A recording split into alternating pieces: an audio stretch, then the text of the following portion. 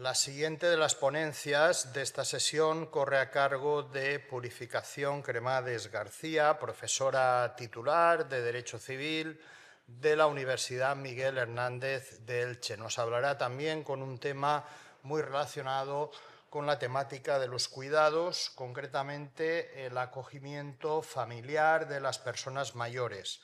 Cuando quieras, Purificación. Gracias, Javier. Antes de comenzar con mi ponencia, me gustaría agradecer a los organizadores de este excelente congreso el haber contado conmigo y poder estar aquí participando hoy, en este día. Bien, la soledad no deseada aumenta en la población a partir de los 65 años y alcanza el 20% de los mayores de 75 años. Así se desprende de los datos manejados por el Observatorio Estatal de la Soledad No Deseada, Soledades. El mismo informe también relata que la soledad es más pronunciada en las grandes poblaciones. En el ámbito rural esto no se percibe de la misma manera, que afecta también el factor del sesgo de género también afecta. Hay más mujeres mayores que se sientan solas y, en cualquier caso, esta soledad no deseada debe de o va paralela al contexto de cuidados que antes la profesora Garra nos ha descrito también, de cuidados que necesitan las personas mayores. En este sentido, los pactos convivenciales de ayuda mutua, antes el contrato de alimentos, incluso el vitalicio, son contratos que efectivamente pues, se pueden utilizar para evitar precisamente al mismo tiempo de los cuidados esa soledad no deseada, como decíamos. Es cierto que desde hace años se va pensando también en la posibilidad de que haya un acogimiento familiar de personas mayores, quizás por el éxito que ha tenido el acogimiento de personas mayores y que por parte de este colectivo, pues como veremos ahora, se evidencia que no ha tenido el mismo éxito. Bien. Es cierto que el legislador nacional no ha optado por regularlo jurídicamente. Solo algunas comunidades autónomas, y bien desde su enfoque o sus competencias, lo han hecho como servicio social. Cataluña y Navarra han sido las únicas que lo han regulado como contrato civil. Vamos a detenernos en la regulación que ha hecho Cataluña, a continuación Navarra, para brevemente llegar a ver cuáles son los elementos que una futura o un futuro marco legal común podría llevar a cabo para la efectividad de este acogimiento familiar de personas mayores. Cataluña, como decía, dividió la normativa en dos leyes: la ley del 22 del 2000 de acogida de personas mayores sobre aspectos jurídico-civiles y la ley 11 del 2001 de acogida familiar para personas mayores como servicio social. Solo esta última es la que en estos momentos queda en vigor, porque esta ley del 2000 prescindió del pacto de acogida tras ser derogada por la Ley 3 del 2017 del libro sexto del Código Civil de Cataluña. Fundamentalmente, se prescinde del pacto de acogida porque se regula un contrato de alimentos, se regula con una cierta detenimiento, y donde se considera que precisamente el pacto de acogida puede incluirse. Fundamentalmente, la derogación, además de las cuestiones dudosas de su naturaleza onerosa y aleatoria, también los efectos sucesorios que preveía esta ley, que vamos a ver a continuación, pues fueron un freno importante para que no hubiese un arraigo práctico, ni incluso se desarrolló el reglamento del registro de acogida de personas mayores que preveía la referida ley. Bien, esta ley del 2000 regularía la convivencia originada por la acogida que una persona mayor en condiciones parecidas a las que se producen entre ascendientes y descendientes. Se trata de situaciones de convivencia entre personas que, sin constituir una familia, comparten una misma vivienda habitual, unidas por vínculos de parentesco lejano, de amistad o bien por voluntad de ayuda al más débil y de permanencia. Tenía un marcado signo proteccionista y era una opción más al ingreso en instituciones geriátricas. Se trataba de un pacto de ayuda mutua, se compartían los gastos del hogar y el trabajo doméstico. La convivencia en una misma vivienda habitual era fundamental, bien del acogedor o de los acogedores o bien del acogido, y los acogedores debían de cuidar al acogido, darle alimentos, prestarle asistencia, procurar su bienestar general y atenderle en situaciones de enfermedad. En ningún caso suponía la administración legal de sus bienes ni su representación legal. Como decía, fue bastante audaz esta ley porque estableció los siguientes efectos en la sucesión mortis causa de las personas mayores. Respecto a la sucesión intestada, si la convivencia había durado un mínimo de 4 años, podrían los acogedores, si concurrían con descendientes, cónyuges, descendientes o colaterales hasta segundo grado, podían, como decía, tener una acción personal en una cuarta parte del valor de la herencia. Y si no existían descendientes, cónyuges, ascendientes o colaterales hasta segundo grado, o si los hijos de estos habían premuerto, las personas acogedoras podían recibir toda la herencia. Respecto a la sucesión testada, la convivencia por un periodo mínimo de 4 años también les daba la posibilidad de ejercer esa acción personal de la cuarta parte del valor de la herencia, y además, y creo que esto era quizás lo menos satisfactorios a mi modo de ver con respecto a los efectos mortis causa, era que si se había producido una marcada desproporción de las prestaciones asistenciales y económicas de las personas acogedoras en relación con las compensaciones que ya habían recibido entre vivos o que pudieran recibir por causa de muerte, las personas acogedoras tenían un derecho a indemnización económica a cargo de los herederos de las personas acogidas, que de no haber acuerdo, como puede pensarse por lógica, debería determinarse mediante arbitraje o judicialmente. Se añadían además una serie de circunstancias que se iban a tener en cuenta a la hora de poder alegar esa marcada desproporción en las prestaciones asistenciales y económicas que habían realizado en su favor los acogedores. Bueno, por cuestiones de tiempo no podemos comentar incluso los efectos en la sucesión intestada ni en la propia sucesión testada, pero en cualquier caso, como hemos mencionado antes, fue uno de los elementos, yo creo, detonantes para que el acogimiento familiar no tuviera, de personas mayores no tuviera el arraigo en la práctica esperado.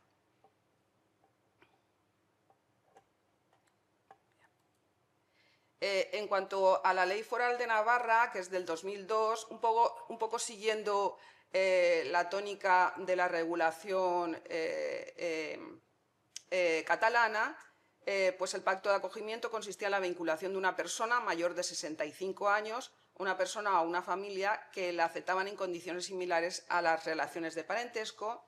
Le tenían que proporcionar a las personas mayores los cuidados familiares ordinarios y personalizados, mejorando su calidad de vida y capacitándoles para llevar una vida, en la medida de lo posible, independiente en ese entorno familiar.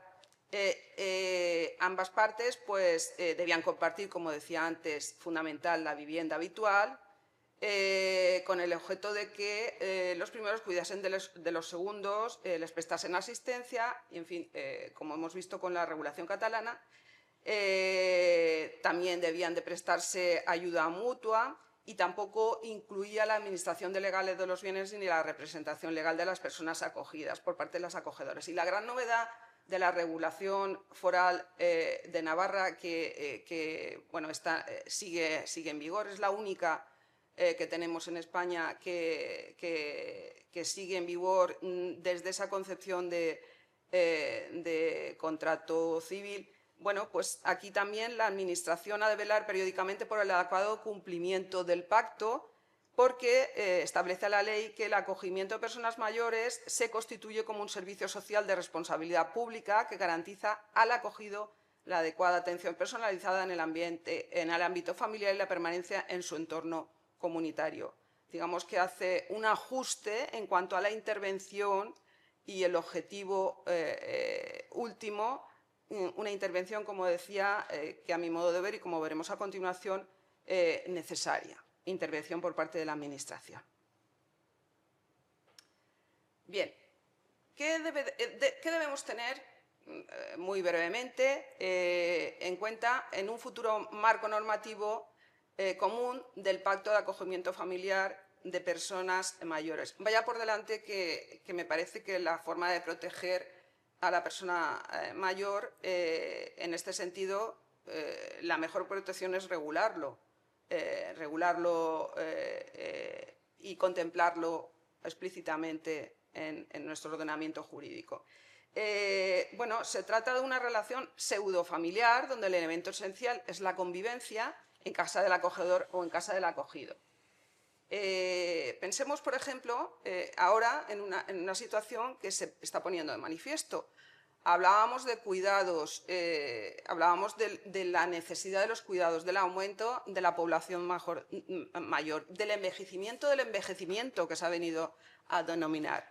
Bien, el recurso o la necesidad a veces de acudir al internamiento en un centro geriátrico, pues se hace imposible por los elevados costes que esto pueda suponer, o simplemente porque el cuidador o cuidadores que tengan que estar en casa y que se pueda contratar, pues los costes son muy elevados y en muchos casos la pensión que cobra la persona mayor pues no es suficiente para ello.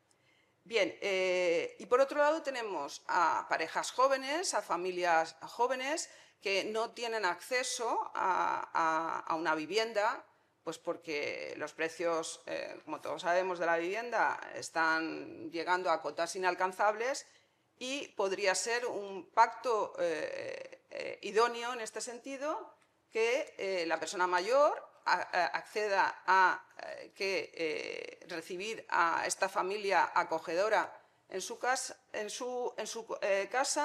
y así intercambiarían pues, los cuidados, las atenciones, la compañía y, por qué no decirlo, el afecto a la persona mayor, mientras que ésta le facilitaría su hogar, su casa donde vivir, en una forma de ayuda mutua, como decía.